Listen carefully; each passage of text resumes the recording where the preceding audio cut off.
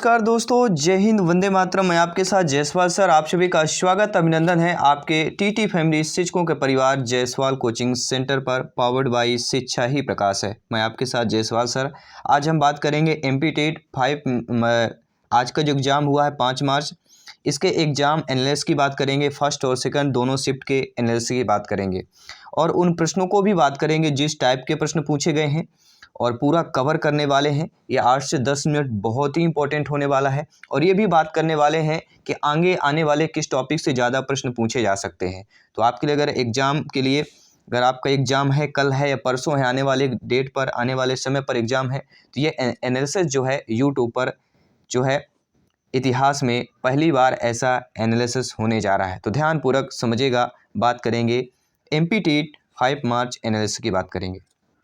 पहले टॉपिक हम मैथ्स गणित की चूज करते हैं, क्योंकि गणित मैथ्स ऐसा टॉपिक है जो आप लोग घबराते रहते हैं, ठीक है, जल्दबाजी करते हैं और गलतियां कर देते हैं। तो ऐसा नहीं है, जैसे पुराना जो 2012-11 में पेपर हुआ था उसी लेवल के प्रश्न आए हुए थे कोई, लेकिन मॉडरेट क्वेश्चन पूछे गए थे।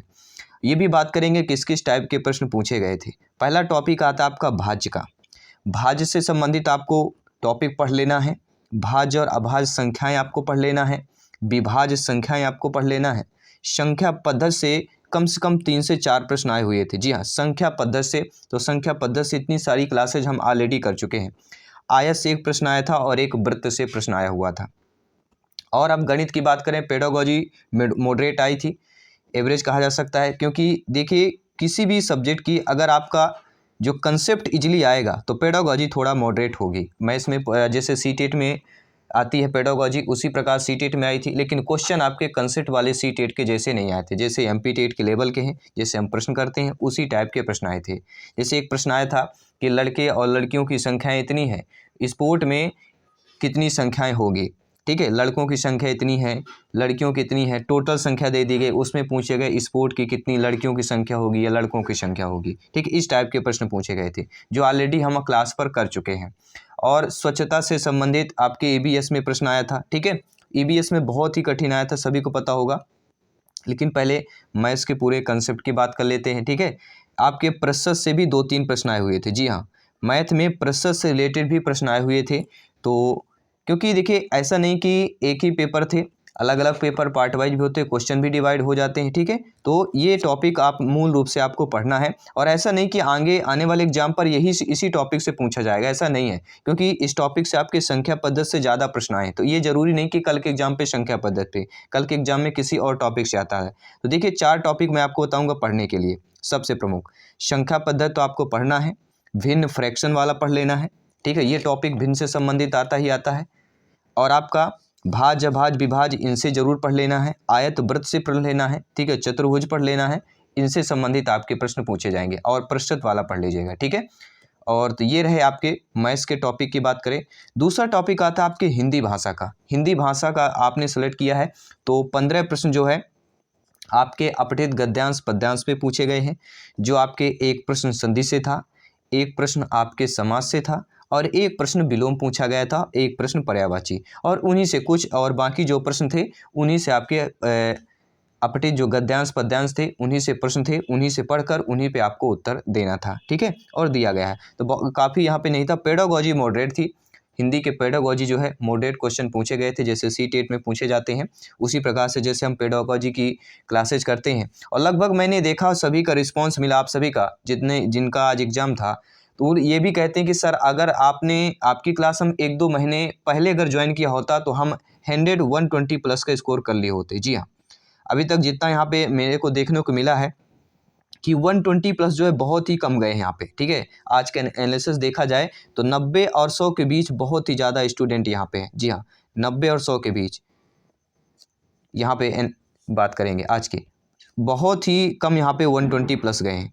और ये जान लीजिएगा आज के अकॉर्डिंग अगर देखा जाए, आज का कट ऑफ देखा जाए सिलेक्शन पर, तो 150 या 115 जो, या 115 कह सकते हैं, 115 के पहले जो है ऊपर ही सिलेक्शन का कट ऑफ जाएगा, ये आप समझ लीजिएगा। ठीक है, और आने वाले और टफ ही होने वाला, अभी तो एक ही दिन हुआ है और डेली आपके एनालिसिस आएगी एग्जाम का। ठीक है, तो हिंदी भाषा में संधि समास, विलोम, पर्यायवाची, उपसर्ग, प्रत्यय हो गया, ये चीज़ आपको पढ़ लेना, कंसेप्ट पढ़ लेना है, ठीक है। जब आपसे कंसेप्ट बनेगा तो क्योंकि अपठित गद्यांश पद्यांश से अलग अलग शब्द होते हैं, तो जब आपसे कंसेप्ट बनेगा तो संधि समास, विलोम, पर्यायवाची सब आपसे बन जाएगा। और ऑलरेडी मैं आपको बता दूं 50 क्वेश्चनों को मैं ऑलरेडी ये सारी चीज़ें बता चुका हूँ, डिटेल के साथ भी बताया हूँ। और वो अगर आपने 50 प्रश्न की वीडियो देखी होगी तो आपके संधि समास बिल्कुल व्याकरण से छुटकारा मिल जाएगा, तो वीडियो जरूर देख लीजिएगा, ठीक है।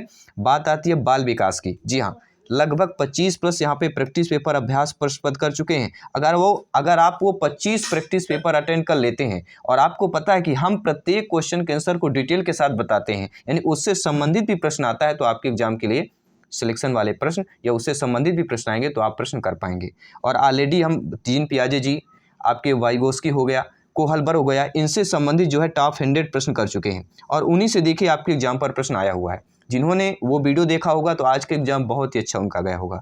देखिए बाल विकास में जीन पियाजे जी का पढ़ लेना है, 4 अवस्थाएं हैं, ठीक है। संवेदी गामक अवस्था, पूर्व संक्रियात्मक अवस्था, तीसरी आपकी मूल संक्रियात्मक और चौथी होती है अमूल संक्रियात्मक अवस्था। लिपि से संबंधित प्रश्न आया था और स्कीमा से संबंधित प्रश्न आया हुआ था, ठीक है। तो ये स्कीमा और लिपि वाले चैप्टर पढ़ लीजिएगा। बाकी जीन पियाजे जी, वाइगोस्की का पढ़ लीजिएगा, कोहलबर का पढ़ लीजिएगा, ठीक है, थांडाई का पढ़ लीजिएगा और जीन पियाजे जी के आप हैं, ठीक है। तो ऐसा नहीं आज मान लीजिए जीन पियाजे जी के से पेपर पूछा गया है, कल के आपके थांडाई का पूछ लिया जाए, कोहलबर का पूछ लिया जाए, पावलाव का पूछ लिया जाए, ठीक है। तो जीन पियाजे से लगातार 3 या 4 प्रश्न यहाँ पे आज के पेपर पर पूछे गए हैं। तो ये रहा बाल विकास का ऑल ओवर। अगर आप डेली प्रैक्टिस पेपर हमारा अटेंड करते हैं तो बाल विकास की पूरी तैयारी हो जाएगी और वादा करता हूँ 25 प्लस का स्कोर आप लोग बाल विकास में लेकर आएंगे, ठीक है। बात आती पर्यावरण ईवीएस की बात करते हैं।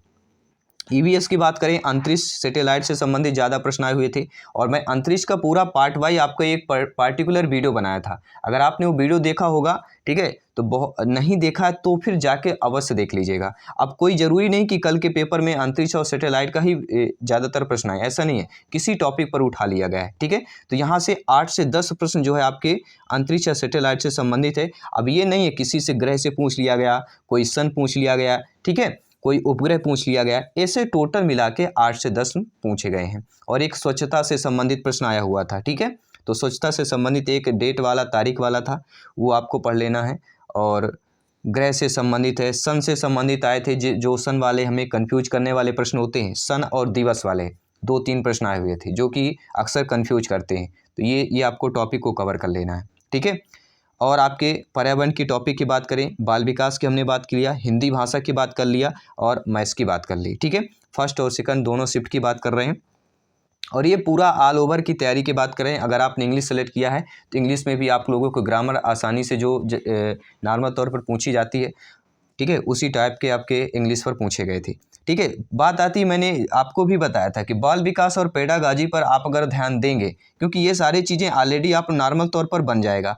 बात आती है मॉडरेट पेडागॉजी की, बात आती है शिक्षा शास्त्र की। तो बाल विकास और पेडागॉजी पे अगर आप फोकस करेंगे तो वादा करता हूँ 120 प्लस का स्कोर आप लोग कर पाएंगे, क्योंकि इसके नीचे सिलेक्शन की उम्मीद मत रखिएगा, क्योंकि वैकेंसी आप सभी जानते हैं और कंपटीशन जानते हैं, कितने लोग फॉर्म अप्लाई किए हैं, कितने लोग एग्जाम देने वाले हैं, ठीक है। तो 120 के नीचे सिलेक्शन बिल्कुल ये मत सोचिएगा कि आ जाएगा, हो सकता है कि 1-2 नंबर कम हो जाए, लेकिन हम 120 ही लेकर चल रहे हैं। इसलिए कहते हैं प्रत्येक क्लास में, और अभी तक हम 8 मॉडल पेपर कंप्लीट कर चुके हैं जो पूरा 150 का है। अगर वो भी आप लोग पूरी तरह से ज्वाइन कर लिए तो वादा करता हूँ 100 या 110 प्लस आप लोगों का स्कोर आसानी से हो जाएगा। और बाकी ये प्रैक्टिस पेपर भी अगर आप लोग अटेंड कर रहे हैं, जी हाँ, लगभग हम यहाँ पे 80 प्रैक्टिस पेपर टोटल 5 सब्जेक्टों को मिला के कंप्लीट कर चुके हैं, जो आपके सिलेबस के अकॉर्डिंग है। और हमें पता है जिन्होंने प्रैक्टिस सेट अटेंड किया है, प्रैक्टिस पेपर अटेंड किया है, तो वो आप हमें कमेंट कर रहे हैं कि सर वाकई करता हूँ, अगर हम 1-2 महीने पहले आपके प्रैक्टिस पेपर अटेंड किए होते तो आज हम 130 या 125 प्लस का स्कोर करके आते, ठीक है। तो आपके पास भी अभी एक मौका है, जो उन लोगों के पास नहीं था वो आपके पास है। इस मौके को भुनाइए, तैयारी को बेहतर कीजिए और सिलेक्शन पाइए। अभी जाइए, आपको प्लेलिस्ट मिल जाएगा एमपी टेट वर्ग 3 प्रैक्टिस पेपर का 2022 का, सारे प्रैक्टिस पेपर पूरा मिला हुआ है, सारे प्रैक्टिस पेपर में पूरा, क्योंकि देखिए 1-2 प्रैक्टिस पेपर नहीं है, 25 प्रैक्टिस पेपर है और 30-30 प्रश्न करते जा रहे हैं, ठीक है। तो आपके सारे मनोवैज्ञानिक, सारे सिद्धांत, स्कीमा, ठीक है, आपके लिपि हो गया, बुद्धि से संबंधित प्रश्न, सारे पूरा निचोड़ आपको मिल जाता है, ठीक है। तो चलिए मैं आपके साथ जायसवाल सर मिलता हूँ आपके प्रैक्टिस पेपर पर। उम्मीद करता हूँ आप लोग अच्छे तरीके से समझ पाए होंगे और इस एनालिसिस के माध्यम से आप लोग अब आगे बेहतर तैयारी करेंगे। जय हिंद, वंदे मातरम, धन्यवाद सभी का।